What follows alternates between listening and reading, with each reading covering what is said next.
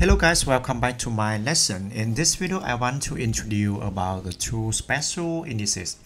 This is very easier, but a lot of my students have mistake about this writing. You got the two power number special is 0 and a is 1, a to power of 1. Why this one is difficult? Because this is equal to 1. Okay, sorry, this is not too difficult, but it is easily for make mistake with this one. You got a to power of 1 is mean equal to a. So 1 here, and you have the no power number in this position. So you can understand that when you got 3 is mean 3 to power of 1. When you got 7 is mean 7 to power of 1. When you got 9, it is 9 to power of 1, or maybe you got 10 is mean 10 to power of 1. And how about this? You got a to power of 0 equal to 1. So when I have 1 in this writing, you can change this become to the indices with a lot of base number. A lot of base number, something like 3 to power of 0 equal to 1, and 4 to power of 0 also equal to 1, and 1 equal to 7 to power of 0, and maybe about 10, you got 10 to power of 0 also be equal to 1. Yeah. And example, when I have the operation between indices like AQ, yes, divide by AQ. So for this division, you will have the subtraction between 3 and 3. 3 minus 3 here equal to a to power of 0. So what does it mean? This means equal to 1. Another way for writing this, this indices, you got the equation indices like this.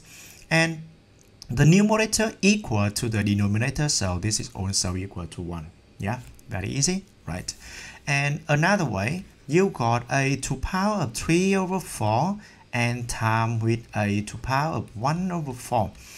After this writing, you got 3 over 4 plus with 1 over 4 like this.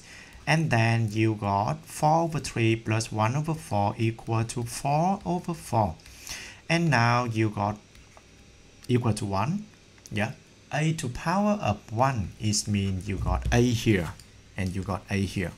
That is too not difficult, right? Only two cases. The first case, you got the 0 in the power number always equal to 1.